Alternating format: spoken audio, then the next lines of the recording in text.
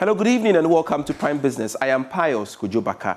Oil marketing companies are expected to increase prices of petroleum products by 5% per litre from tomorrow.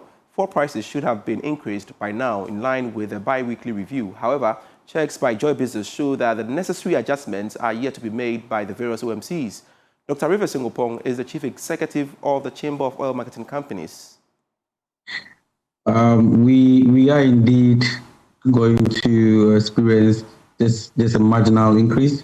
I think from where I sit, we have seen higher numbers than this. Just earlier this day, I was having an argument with one of my students because we saw that crude oil prices had gone down by 2.4%.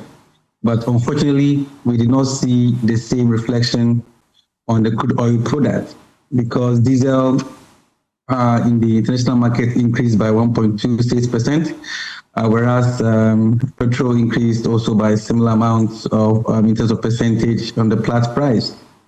And this is something that I've been saying, that it's not always that crude oil price goes up or goes down and we see the same effect on its product, because the demand for the products at one instant in the stock market might be different from the crude oil itself.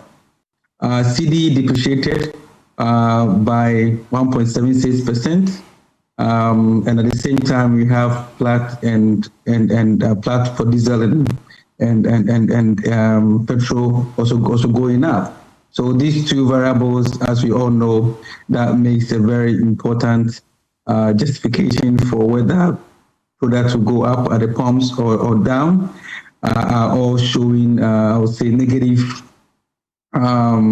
inputs. So that is why you see diesel going to be increased by roughly 2%, and then also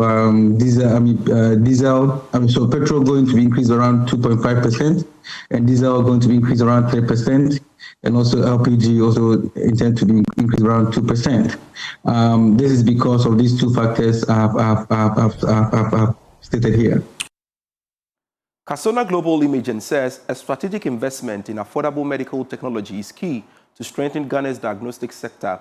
Speaking in an interview at the annual Sonographers Conference, sales lead Gladys Tete says supporting sonographers with training in modern ultrasound systems is part of the company's goal to extend and expand access to reliable imaging services nationwide.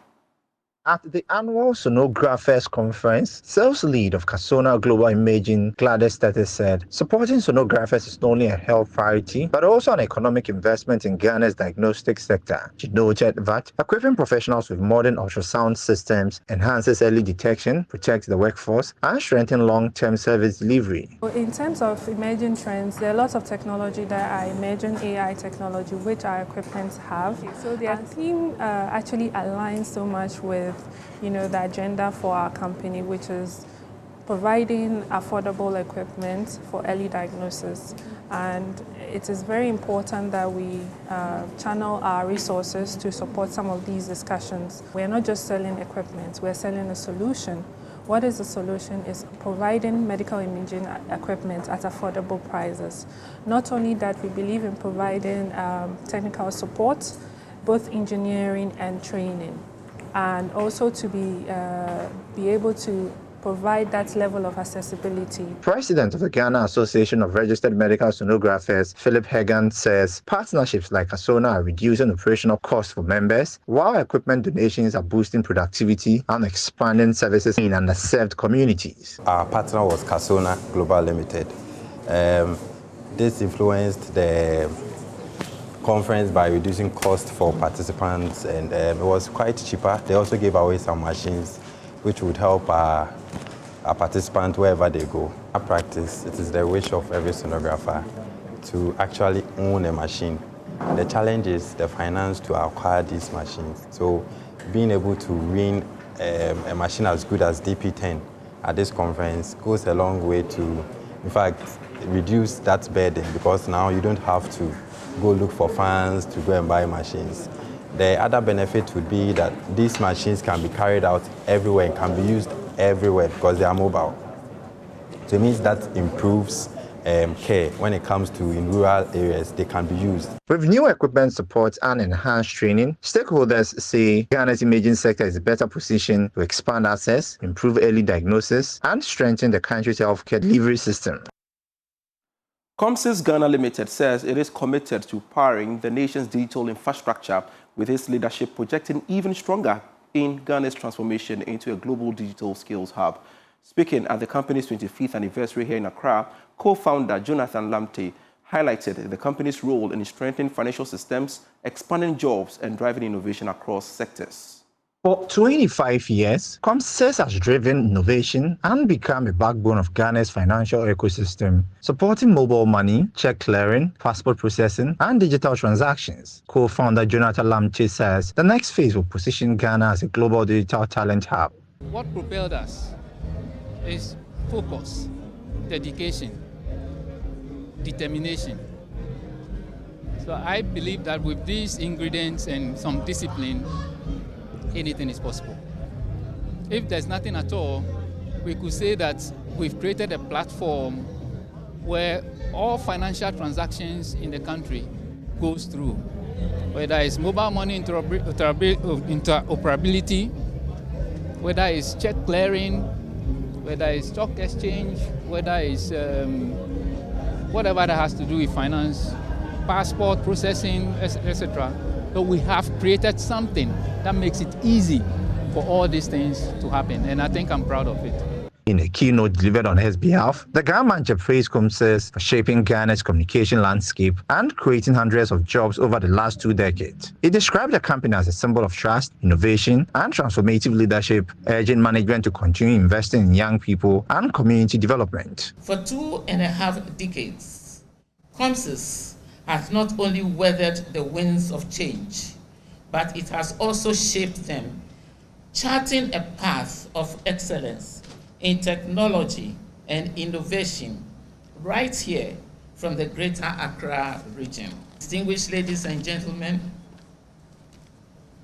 your collective commitment has made Comsys not just a successful company, but a beacon of Ghanaian potential. With leaders pledging continued investment in people, technology, and community development, Comsys says its next 25 years will focus on scaling innovation and strengthening Ghana's competitiveness in the digital economy. The United Nations Development Programme is supporting micro, small, and medium enterprises to access the market of the African Continental Free Trade Area. The move is geared towards elevating these businesses from their status to global giants. UNDP resident representative in Ghana has been speaking to Joy Business after opening a national stakeholder dialogue on the implementation of the AFTA Protocol on Women and the Youth. There is a need to understand what is the regulatory environment, what is the policy environment, and then what are the agencies and institutions of government that you can go to for your grievance redressal, or for harassment of our women and youth entrepreneurs who are trying to do cross-border trade. What are the mechanisms available to you? But also looking at how to access concessional capital, how to access marketing facilities. You know, one of the problems is we are weak on marketing. We are not doing. We're not getting enough support on issues like packaging, quality assurance. How does it become internationally acceptable standards? So that's an area where UNDP can support, because we are aware of other good practices that are happening. If you're listening to the presentation that's going on right now, there are good practices from Rwanda and Kenya being shared with participants here, and with a strong recommendation that some of these can be adopted quite easily without much cost or effort. Principal Research Scientist and focal person of UNIDO iTech project, Dr. Charlotte Udru-Yeboah, has urged the government to prioritize policy frameworks that ensure farm produce is processed at the farm gate with added value. She stressed that mishandling and inadequate storage of facilities for food process can lead to the development of aflatoxins in grains and contribute significantly to post-harvest losses. Dr. Udru-Yeboah made this known at a donation ceremony in Accra. Ghana to have all our crops coming in, but the issue of handling affects the post-harvest losses. The farmers work hard. Well, what are the equipment for them to use to curb this post-harvest loss? The drying is a very important aspect of the post-harvest losses. If the grains are not dried well, it develops this aflatoxin we are talking about.